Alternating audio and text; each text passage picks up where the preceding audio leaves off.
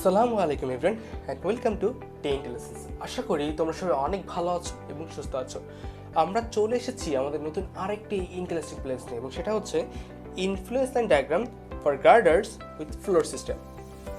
But এখানে একটা question থেকেই যায়, হ্যাঁ আমরা তো এর আগে বিম শিখলাম, ট্রাস শিখলাম, বাট এই গার্ডারটা আবার কেন শিখতে হয়? সেটার কারণটা কি? অবশ্যই সেটা একটা খুব গুরুত্বপূর্ণ কারণ আছে। সো তুমি ফার্স্টের যে প্যারাটা আছে এই প্যারা যদি একটু বুঝতে পারো, বুঝতে চেষ্টা করো, তাহলেই তুমি বুঝতে পারবে যে আসলে কেন এই ইনফ্লুয়েন্স লাইন ফর গার্ডার্সটা শেখা জরুরি। দেখো কি বলেছে, In most bridges, there are some structural members that are not subjected to live load directly, but to which the live loads are transmitted via floor framing system. মানে বোঝানো হয়েছে maximum ব্রিজের ক্ষেত্রেই যে লাইভ লোডগুলো হয় সেগুলো ডিরেক্টলি আমার যে গার্ডার আছে গার্ডারের উপর দিয়ে চলে না, সেটা অন্য একটা মাধ্যম অর্থাৎ অন্য কোনো অল্টারনেট মাধ্যম হয়ে আবার গার্ডারে ট্রান্সমিটেড হয়।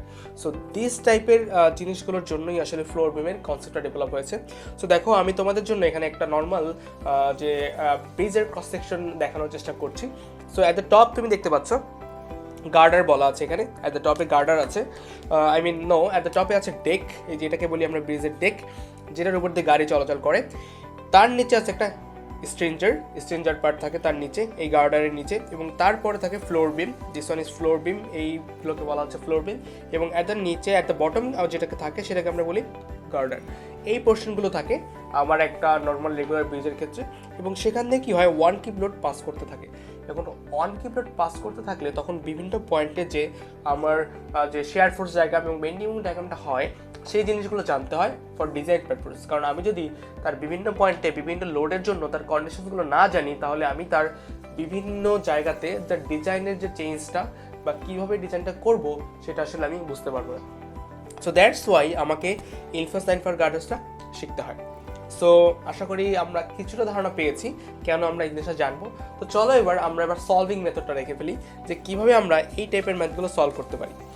সো সবার ফার্স্টেই তুমি দেখতে পাচ্ছ যে প্রসিডিউর ফর সলভিং লেখা আছে, দেন বলা আছে কি রিয়াকশনস। তো আমরা জানি আমাদের বিভিন্ন বিমের ক্ষেত্রে অবশ্যই রিয়াকশনস থাকবে। তো এই যে ফিগারটা দেখতে পাচ্ছ, ধরো এখানে একটা দিস ওয়ান অ্যান্ড এখানে এই টাইপের একটা রিয়াকশন আছে। সো এখন রিয়াকশন এখানে দুই টাইপের হয়, একটা হচ্ছে রেগুলার যে রিয়াকশন যেটা আছে সাপোর্ট রিয়াকশন, সাপোর্ট কন্ডিশনের জন্য, আর একটা হচ্ছে ফ্লোর বিম। এই যে দেখো প্রত্যেকটা পয়েন্টে যে ফ্লোর বিম আছে, এই ফ্লোর বিমগুলো আমার এক একটা পয়েন্টের জন্য এক একটা সিম্পলি সাপোর্ট হিসেবে কাজ করতে পারে। সো দ্যাটস ওয়াই প্রত্যেকটা ফ্লোর বিমের জন্য কি করতে পারে, আমাকে রিয়াকশন দরকার হতে পারে। সো দ্যাটস মিনস রিয়াকশনটা আমার দুই টাইপের হতে পারে, একটা হচ্ছে ফর ফ্লোর বিম আর ফর সাপোর্ট।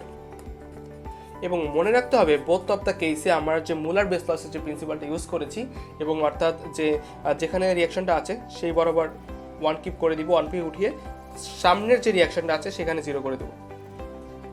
আমরা মুলার বেস লসের প্রিন্সিপালটা এখানে ইউজ করব for reactions, both for floor beam and also for this support, and support কন্ডিশনের জন্য। ওকে, আশা করি আমরা বুঝতে পেরেছি।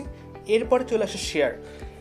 এখানে সবচেয়ে মজার বিষয় হলো যে এখানে আসলে কোনো পার্টিকুলার পয়েন্টে শেয়ার হয় না, এখানে প্রত্যেকটা প্যানেলের জন্য শেয়ার বের করতে হয়। মানে এই যে একটা প্যানেল এ আর বি, এই পোর্শনটাকে একটা প্যানেল বলা হয়, বা আমি যদি ও বলি এই ও এটাকে একটা প্যানেল বলা হয়। এই পার্টিকুলার প্যানেলের জন্য আসলে শেয়ারটা জেনারেট করতে হয়। তাহলে সেটা কীভাবে করা যায়, সেটা হচ্ছে আমাদের শেয়ার যে বেসিক ইকুয়েশনটা আছে না, যে আমরা শেয়ারটা ইউজ করি, যে আমাদের এই পাশে যদি হয় তাহলে সেটা আপওয়ার্ড হবে। যদি আমি এই সেকশনে নেই তাহলে এখানে কি একটা ফ্লোর বিম আছে, এই ফ্লোর বিমটা আসবে আপওয়ার্ড, তারপরে এই নিচে থেকে একটা কি এই সাপোর্টটাকে যদি আমি এই পর্যন্ত চিন্তা করি তাহলে এইখানে কি ফ্লোর বিমটা ডাউনওয়ার্ড হবে, এবং এই পাশে যদি একটা থাকে আপওয়ার্ড, এই রিয়াকশনটার জন্য একটা আপওয়ার্ড রিয়াকশন হবে। এই floor beam, this is the reaction for floor beam and this is the reaction for support. So এই সবগুলো এখানে হয়তো দুইটা তিনটা বা অন্য যে কোনো সাপোর্ট থাকতে পারে, এই সবগুলো সাপোর্ট যদি আমি একসাথে কনসিডার করি summation of F of Y করে, দেন আসলে আমরা কি পাবো, আমরা আসলে শেয়ার ফোর্সটা বের করতে পারবো। আমরা জানি রেগুলার শেয়ার ফোর্সের কন্ডিশন নাকি, this side should be upward and this side should be downward. If it is then will consider it as positive shear. I hope আমরা বুঝতে পেরেছি ব্যাপারটা। সো প্যানেল শেয়ার বের করতে হয়, কোনো পার্টিকুলার পয়েন্টে শেয়ার হয় না। দেন কি হচ্ছে, মোমেন্ট বের করতে হবে আমাকে, রাইট? আমাকে মোমেন্ট বের করতে হবে। এখানেও মোমেন্টটা বের করার জন্য বিভিন্ন পয়েন্ট দেওয়া থাকতে পারে, যেমন এই একটা point, this is A, this is O, আমাকে বলতে পারে ও পয়েন্টে মোমেন্টটা কত, এ পয়েন্টে মোমেন্টটা কত সেটা বের করতে হবে। সো বেসিক্যালি এখানে যে মোমেন্ট যেটা আছে সেটা বের করার জন্য ধরো আমাকে বলা হলো যে এই পয়েন্টে মোমেন্টটা তুমি বের করো, রাইট? এই পয়েন্টে মোমেন্টটা যদি বের করতে বলা হয়, বা আমার এখানে কোনো সেকশন নেওয়ার, বেসিক্যালি সেকশনটা আসলে ওই পার্টিকুলার পয়েন্টটা ধরে সেকশনটা নিতে হয় আমার এখানে। সো যদি এই পয়েন্টে মোমেন্টটা বের করতে বলা হয় তাহলে আমি কী করবো, এই পয়েন্টে একটা মোমেন্ট ইন্ট্রোডিউস করবো ইন দ্যাট ওয়ে। এবং এই পয়েন্টে কী কী থাকতে পারে, এই পয়েন্টের আগে দেখো যে আমি যেহেতু মোমেন্টটা নিচ্ছি এই পয়েন্টই, রাইট? আমি এই পয়েন্টেই মোমেন্টটা নিচ্ছি।